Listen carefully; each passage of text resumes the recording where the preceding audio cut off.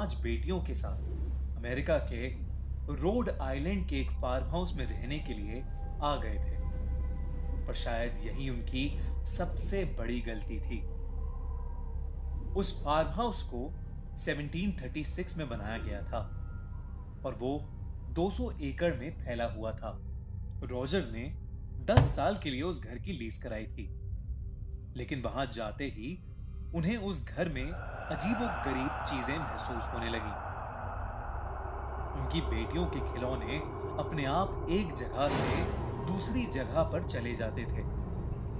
दीवारों पर लगे फोटो फ्रेम्स अपने आप नीचे गिर जाते थे। कभी कभी देर रात में कैरोलिन को जोरों से किसी के दर्द में चीखने की आवाजें आती। एक बार जब उनकी सबसे छोटी बेटी खेल रही थी तो कैरोलिन ने देखा कि एक काली परछाई सीढ़ियों के पीछे से उसकी बेटी को देखकर मुस्कुरा रही थी।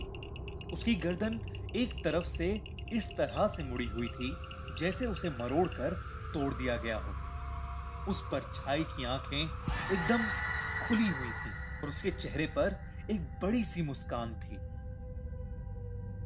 लेकिन वो उसकी बेटी को बिना कोई नुकसान पहुंचाए बस देखे जा रही थी। ऐसा उस घर में बार बार होने लगा। कैरोलिन कई बार उसे अपने बच्चों के ठीक पीछे खड़ा पाती। एक रात कैरोलिन ने ये सारी बातें रॉजर को बताईं। रॉजर ने उससे कहा कि वो भी इस घर के बारे में कुछ अजीब बातें नोटिस कर रहा है। कैरोलिन ने कहा कि उसे बच्चों के लिए बहुत फिक्र हो रही है।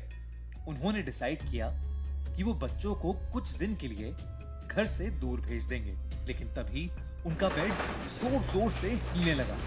अचानक से उनका बेड हवा में तैरने लगा और फिर धम से नीचे गिर गया।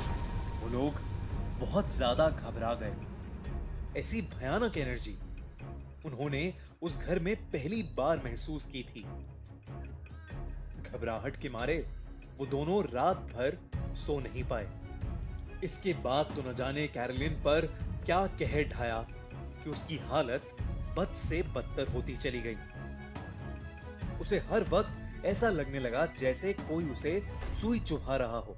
रोज रात उसके कानों में उस आत्मा की आवाज गूंजती थी जिससे उसकी नींद खुल जाती। वो कैरोलिन से उसके बच्चे मांगती थी और उसे घर से जाने के लिए कहती थी। कभी कभी तो वो आत्मा उसे बेड से खींचती हुई बेसमेंट तक ले जाती थी और उसे बहुत चोट पहुंचाती थी। लेकिन कैरोलिन